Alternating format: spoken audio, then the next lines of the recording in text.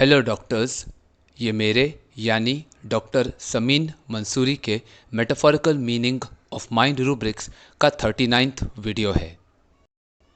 इस वीडियो का rubric delusions, imaginations, hallucinations, illusions, one would die from weakness doctor Herbert Roberts की book sensations as if में दिया गया है और इसमें 3 दवाइयाँ हैं जिसमें से एक लाइकोपोडियम क्लेवेटम है। तो इस वीडियो में मैं लाइकोपोडियम को इस रूब्रिक द्वारा एक्सप्लेन करूंगा। डिल्यूजन्स, इमेजिनेशंस, हैलुसिनेशंस, इल्यूजन्स, इन चारों टर्म्स के डिफरेंसेस को मैंने अपने हायोसैमस के video delusions, chasing and driving peacocks में एक्सप्लेन किया है। उसका लिंक डिस्क्रिप्शन में है, तो आप उसे रेफर कर सकते हैं। डाई इस शब्द का मतलब है मर जाना। ये एक ऐसा इवेंट होता है जिसमें इंसान के बॉडी और माइंड के फंक्शंस पूरी तरह से और हमेशा के लिए काम करना बंद कर देते हैं और इसलिए उसकी लाइफ का दी एंड हो जाता है। ये एक कंप्लीट, परमानेंट और इरिवर्सिबल इवेंट होता है क्योंकि एक मृत व्यक्ति को दोबारा जीवित नहीं किया जा सकता। इसी तरह डाई शब्द किसी भी लिविंग या नॉन लिविंग एंटिटी के खात्मा होने के लिए यूज किया जाता है। वीकनेस इस शब्द के 2 मतलब हैं। पहला, शारीरिक या मानसिक कमजोरी जिसके कारण इंसान किसी पर्टिकुलर एक्टिविटी को नहीं कर पाता। इसी लैक ऑफ एनर्जी के कारण व्यक्ति ज्यादा स्ट्रेस या प्रेशर को झेल नहीं पाता। इसलिए इंसान में वीकनेस का होना एक इम्परफेक्शन या फॉल्ट का प्रतीक माना जाता है। दूसरा, किसी व्यक्ति या वस्तु को बहुत पसंद करना, ये जानते हुए भी कि ऐसा करना आपके लिए अच्छा नहीं है या नुकसानदायक है। अक्सर ऐसी कमजोरियों के कारण इंसान अपने आप को रोक नहीं पाता है और कोई गलत कदम उठाता है। इसलिए ऐसी एक्सेसिव लाइकिंग्स भी इंसान के लिए चिंता का कारण बन जाती हैं, क्योंकि दुश्मन अक्सर इंसान की कमजोरी के जरिए ही उसे नुकसान पहुंचाता है। तो इस rubric delusions, imaginations, hallucinations, illusions, one would die from weakness को लिटरली समझें तो लाइकोपोडियम पेशेंट को ये गलतफहमी होती है कि वो अपनी शारीरिक या मानसिक कमजोरी के कारण एक दिन मर जाएगा, यानी इसी दुर्बलता के कारण उसकी मौत होगी। लेकिन इस रूब्रिक को मेटाफोरिकली समझें तो लाइकोपोडियम पेशेंट को ये लगता है कि उसकी कोई इररेजिस्टिबल अर्ज या अनकंट्रोलेबल लाइकिंग ही उसके लिए नुकसानदायक और जानलेवा साबित होने वाली है।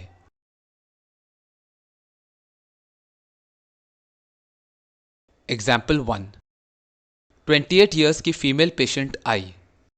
जब डॉक्टर ने उसे अपनी तकलीफ के बारे में बताने को कहा तब वो बोली, डॉक्टर, मेरे चेहरे पर ये वाइट स्पॉट्स है, इन्हें देख लो और मुझे दवा दे दो।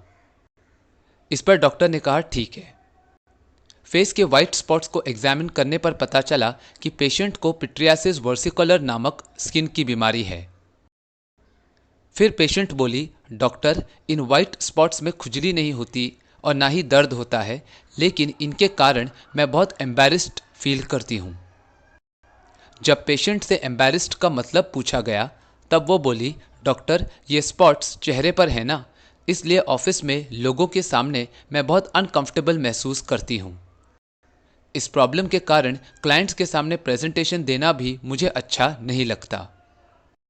2-3 बार तो मैंने बॉस को ये झूठ भी कह दिया कि मुझे बुखार है, इसलिए मेरे बिहाफ पर किसी और को प्रेजेंटेशन देने के लिए कह दीजिए। एक्चुअली चेहरे पर कोई भी प्रॉब्लम आने पर मेरा कॉन्फिडेंस बहुत कम हो जाता है। अब ऐसा ही हाल रहा तो इन वाइट स्पॉट्स के कारण हो सकता है मेरे जॉब में प्रमोशन मिलने की पॉसिबिलिटी हमेशा के लिए ख़त्म हो जाए। फिर पेशेंट ने कहा, डॉक्टर, मुझे यही लगता है कि हर प्रॉब्लम का सल्यूशन होता है। इसी तरह इस दुनिया में ऐसी कोई बीमारी नहीं है जिसका इलाज न हो, बस सही दवा ढूंढने की ज़रूरत है। तो मेरे स्किन प्रॉब्लम के लिए भी कोई दवा ज़रूर होगी। फिर पेशेंट बोली, इस तकलीफ के अलावा मुझे शरीर में बहुत कमज़ोरी महसूस होती है। इसके बारे में मुझे एक ही ख्याल आते रहता है कि इस कमज़ोरी के साथ मुझे कोविड हो गया तो। पुअर इम्यूनिटी के कारण मेरी बॉडी वायरस से लड़ नहीं पाएगी और मेरी मौत हो जाएगी। इस कमजोरी को दूर करने के लिए मैंने खुद से कैल्शियम टैबलेट्स लेना शुरू कर दिया था। लेकिन जब दवा से फर्क नहीं पड़ा तब मुझे लगा कि मुझे ऐसा नहीं करना चाहिए था। मुझे डॉक्टर से पूछकर मेडिसिन लेना चाहिए था। फाइनली जब डॉक्टर ने पेशेंट से पूछा कि इस वक्त उसे किन तकलीफ़ों के लिए दवा चाहिए, तब पेशेंट फिर से अकड़ते हुए बोली, डॉक्टर आप मेरी कमज़ोरी और स्किन प्रॉब्लम दोनों के लिए दवा दे दो, समझे? मैं चाहती हूँ कि मेरी स्किन इन फिल्म एक्ट्रेसेस जितनी क्लियर और स्मूथ हो जाए।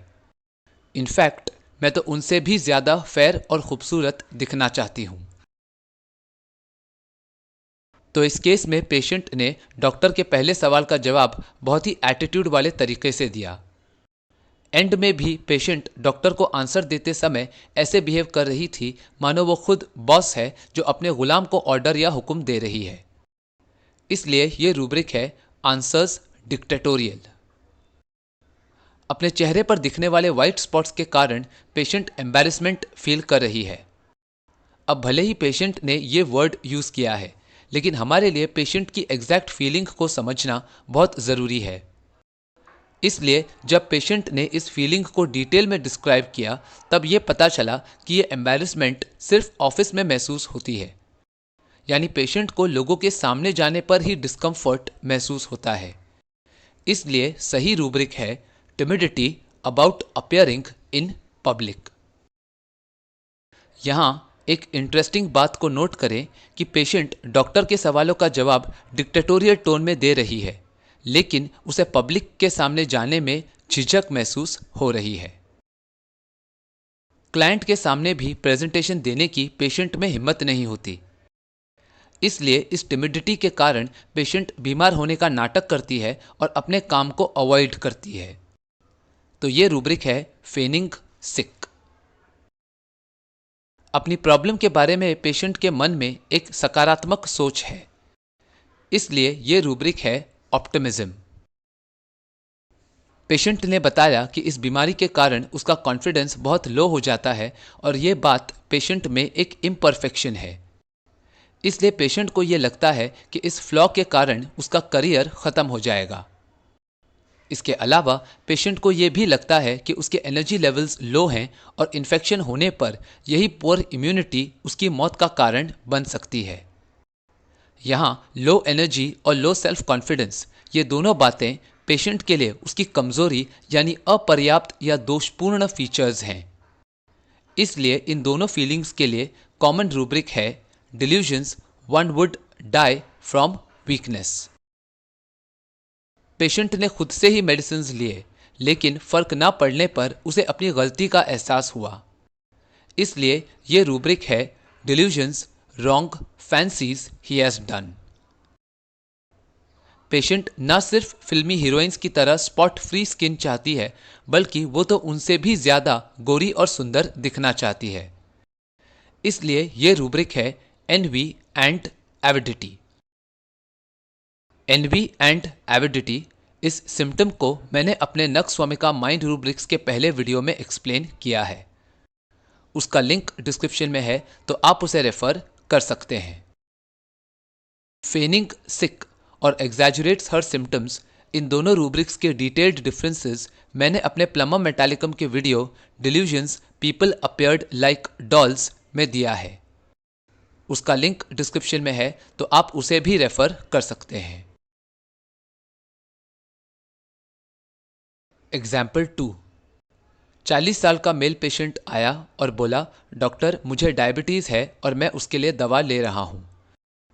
कभी कभी ब्लड शुगर बढ़ने पर मेरे हाथों में खुजली होने लगती है, लेकिन पिछले 2 दिनों से मेरी रीडिंग्स नॉर्मल होते हुए भी खुजली हो रही है और ये बात मेरी समझ में नहीं आ रही है। जो खुजली डायबिटीज़ की वजह से है वो तो मैं मैनेज कर रहा हूँ, लेकिन अगर ये इचिंग किसी और वजह से है तो आप उसके लिए दवा दे दीजिए। मुझे डायबिटीज़ के लक्षण समझ आते हैं, लेकिन मुझे अपनी लाइफ में ऐसी कोई बीमारी नहीं चाहिए जो मुझे समझ ना आए। फिर पेशेंट की वाइफ बोली, डॉक्टर इन्हें डायबिटीज़ के अलावा जुए की लत भी है, प्लीज़ आप इनको समझाओ कि ये बुरी आदत छोड़ दें। इस पर पेशेंट बोला, हाँ डॉक्टर, मुझे बैटिंग का बहुत शौक है, इसलिए मैं रमी और क्रिकेट वाले गेमिंग ऐप्स में खेलकर पैसे जीतता हूँ और अक्सर हारता भी हूँ। लेकिन क्या करूँ, मैं अपनी इस आदत को बदल नहीं सकता। आपसे दवा लेने पर भी मेरे दोस्त के साथ मेरी शर्त लगी है। अगर आपकी दवा से मैं ठीक हो जाता हूँ तो मैं शर्त जीत जाऊँगा। मैं ऑनलाइन और ऑफलाइन दोनों गेम्स के जरिए पैसे कमा रहा हूँ, लेकिन इन शर्तों में लॉस भी होता है। फिर पेशेंट बोला, डॉक्टर, जब मुझे ये जुए की आदत नहीं थी तब मेरे परिवार में भी सब कुछ ठीक चल रहा था, लेकिन अब मेरी इस लत की वजह से रोज़ घर में झगड़े होते हैं। पहले मैं अपनी स्टेशनरी की दुकान पर बहुत अच्छे से ध्यान देता था, लेकिन अब मेरा उस काम में भी मन नहीं लगता। मैं बस सुबह में दुकान जाता हूँ और शाम को घर लौट आता हूँ। वाइफ को तो घर चलाना है, इसलिए वो मेरे जुए की कमाई को ले लेती है, लेकिन बच्चे तो इन पैसों को पॉकेट मनी के तौर पर लेने से इनकार करते हैं। मेरा बड़ा बेटा 15 साल का है और बेटी 12 साल की है, लेकिन दोनों मुझे बोलते हैं, डैडी आप तो जुए में एक दिन हमको भी दांव पर लगा दोगे। इसलिए अब मुझे मेरे अपने बच्चे बिल्कुल भी अच्छे नहीं लगते, लेकिन मुझे ये भी लगता है कि अगर मैंने इस लत को नहीं छोड़ा तो ये बुरी आदत मेरी सारी अच्छाइयों को और मेरे संबंधों को ख़त्म कर देगी। फिर पेशेंट ने कहा, डॉक्टर, इस डायबिटीज़ की तकलीफ़ के कारण अक्सर रात में पेशाब करने की अर्ज से नींद टूटती है और उस वक्त आंख खुलने पर मैं बहुत अपसेट हो जाता हूँ कि ये क्या बीमारी है, रात को भी टॉयलेट में जाओ, छे। फिर पेशेंट बोला, डॉक्टर, इतना ही नहीं, मुझे मिठाई खाने का बहुत शौक है। घर में त्यौहार हो या कहीं कोई फंक्शन, मैं खुद को लड्डू, पेड़ा या चॉकलेट खाने से रोक नहीं पाता। मतलब कुछ नहीं तो मुझे एक मिठाई का पीस तो चाहिए ही। अब मैं जानता हूँ कि डायबिटीज़ के कारण मुझे अपने स्वीट्स के इंटेक को कंट्रोल करना चाहिए, लेकिन फिर भी मैं मिठाई खा लेता हूँ। हालांकि मैं डायबिटीज़ की दवा वक्त पर लेता हूँ, जिसके कारण स्वीट्स खाने के बाद भी मेरा blood sugar border line normal रहता है, लेकिन फिर भी मुझे यही लगता है कि मेरी ये आदत जानलेवा साबित हो सकती है। मेरा दुश्मन मुझे बड़ी आसानी से ख़त्म कर सकता है। बस मेरे सामने मिठाई रख दो, मैं खुद को स्वीट्स खाने से रोक नहीं पाऊंगा, जिसके कारण मेरा ब्लड शुगर हाई हो जाएगा, फिर हॉस्पिटल का आईसीयू और फाइनली मेरी लाइफ का दी एंड। फाइनली पेशेंट बोला, डॉक्टर, मेरे बाल भी सफ़ेद हो रहे हैं। क्या आपके पास ऐसी कोई दवा है जो इंसान को हमेशा जवान रखे, मतलब जिसे लेने से व्यक्ति कभी बूढ़ा ही ना हो? अगर है तो वो दवा भी मुझे ज़रूर दीजिए। तो इस केस में पेशेंट को अपनी खुजली का कारण समझ नहीं आ रहा है, लेकिन उसे डर महसूस नहीं हो रहा है। पेशेंट सिर्फ ये कहता है कि उसे डायबिटीज़ जैसी फेमिलियर डिजीज़ से कोई प्रॉब्लम नहीं है, लेकिन उसे ऐसी डिजीज़ेस पसंद नहीं है जिनके सिम्टम्स के कारण से वो अपरिचित है। इसलिए ये रूब्रिक है, company aversion to presence of strangers. यहाँ कंपनी का मतलब है किसी के साथ होना। तो पेशेंट को डायबिटीज़ का साथ एक्सेप्टेबल है, लेकिन किसी अननोन बीमारी का साथ पेशेंट को पसंद नहीं। पेशेंट और उसकी वाइफ दोनों ने बताया कि पेशेंट को जुआ खेलने की बुरी आदत है। पेशेंट अपने स्मार्टफोन को भी बेटिंग वाली गेम्स से पैसा कमाने के लिए यूज़ करता है और इस लत से खुद को रोक नहीं पाता। इसलिए ये रूब्रिक है, gambling passion for to make money. Gambling की लत के कारण पेशेंट का अपनी स्टेशनरी की दुकान वाले काम में मन नहीं लगता। इसलिए ये रूब्रिक है, बिजनेस एवर्जन टू।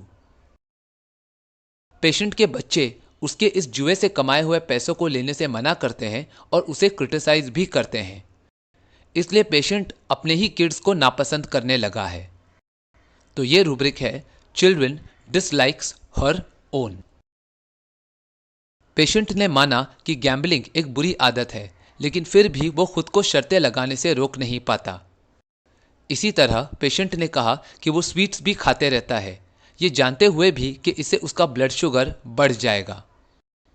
पेशेंट को लगता है कि ये दोनों बुरी आदतें उसकी लाइफ और फैमिली रिलेशंस का दी एंड करने वाली हैं, लेकिन पेशेंट इन अर्जेस को चाहकर भी कंट्रोल नहीं कर पाता। इतना ही नहीं, पेशेंट के मन में ऐसे भी विचार आते हैं जहां उसका दुश्मन उसके स्वीट्स से जुड़ी इररेजिस्टिबल क्रेविंग को जानने पर पेशेंट को मिठाई खिलाकर उसका खात्मा कर सकता है। यानी ये दोनों बैड हैबिट्स पेशेंट की कमजोरी या वीकनेस है, जिसके कारण उसे अपना अंत नजर आ रहा है। इसलिए ये रूब्रिक है delusions one would die from weakness. इस केस में लाइकोपोडियम डिजायर्स स्वीट्स और delusions that he would be murdered इन दोनों रूब्रिक्स को भी कवर करता है, लेकिन ये वीकनेस के डिल्यूजन वाला सिंगल रूब्रिक पेशेंट की क्रेविंग से होने वाले नुकसान यानी कॉज इफेक्ट रिलेशनशिप को टोटली कवर करता है। इतना ही नहीं, इंसान की एक कमजोरी उसकी सारी स्ट्रॉन्ग क्वालिटीज से भी ज्यादा ताकतवर होती है। इसीलिए लोग अक्सर इंसान को खत्म करने के लिए उसकी कमजोरी पर ही वार करते हैं, और यहां भी पेशेंट अपनी डेथ के लिए अपनी ही वीकनेस को रिस्पॉन्सिबल ठहरा रहा है, जबकि मर्डर करने के लिए पेशेंट की कमजोरी को ही उसके खिलाफ यूज किया जाए ऐसा जरूरी नहीं है। रात के समय डायबिटीज के कारण पेशेंट को यूरिनेट करने की अर्ज महसूस होती है और नींद से जागने पर पेशेंट अपसेट हो जाता है। इसलिए यह रूब्रिक है irritability at night on waking. Finally patient ऐसी दवा चाहता है जिससे कि वो कभी बूढ़ा ना हो, मतलब उसे वृद्ध अवस्था में पहुंचने का डर है और वो बुढ़ापे से बचना चाहता है। इसलिए यह रूब्रिक है फियर ऑफ गेटिंग ओल्ड।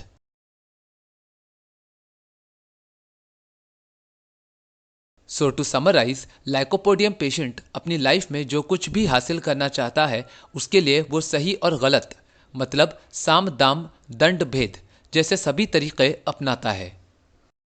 झिंगा डालकर मच्छी खींचना यानी लोगों को छोटे फायदे का लालच देकर उन्हीं लोगों से खुद के लिए बड़ा नफा हासिल करना भी पेशेंट को अच्छे से आता है। दौलतमंद बनने पर पेशेंट अपने अचीवमेंट्स और एसेट्स का दिखावा सिर्फ खुद को दूसरों की नज़रों में रईस साबित करने के लिए करता है, क्योंकि उसे पता है कि पैसा जिसके पास है दुनिया उसकी दास है। धन हासिल करने पर पेशेंट में अहंकार आने लगता है और इसी कारण से उसकी लाइफ में प्रॉब्लम्स शुरू हो जाती हैं। पेशेंट अपने स्टेटस का रुबाब सिर्फ खुद से लोअर लोगों के सामने ही बताता है और अक्सर उनके साथ बहुत सख्ती से पेश आता है, लेकिन अपने से ओहदे में ऊंचे या ज्यादा पावरफुल लोगों के सामने पेशेंट एरोगेंस की जगह पोलाइटली बिहेव करता है। ईगो के कारण पेशेंट अपने फैमिली से भी डिटैच होने लगता है, लेकिन वो अजनबी लोगों से हमेशा अच्छा व्यवहार करता है। इसी तरह पेशेंट जो बोलता है उस काम को वो करता नहीं, और जो काम वो करने वाला है उसके बारे में वो पहले से किसी को कुछ बताता नहीं। ये बर्ताव पेशेंट का दोगलापन यानी हिपोक्रेसी और सीक्रेटिवनेस दोनों दर्शाता है। जब पेशेंट देखता है कि जिस पावरफुल व्यक्ति ने उसे हर्ट किया है वो अब पेशेंट के आसपास मौजूद नहीं है, तब पेशेंट उस इंसान के साथ झगड़ा करता है। ये बर्ताव पेशेंट की कायरता दर्शाता है।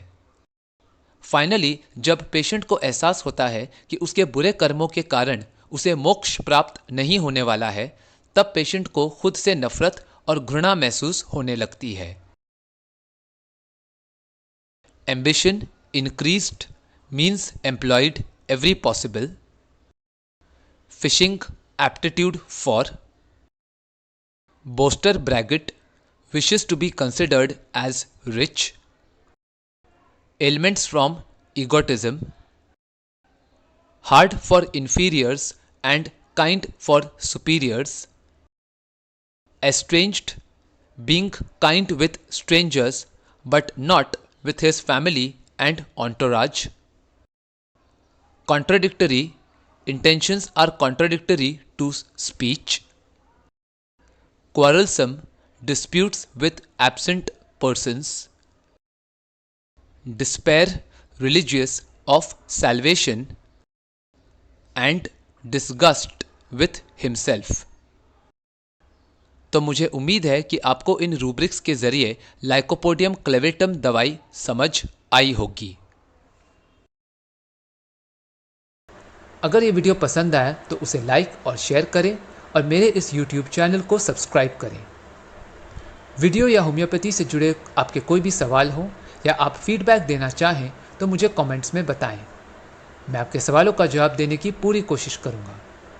Thank you for watching.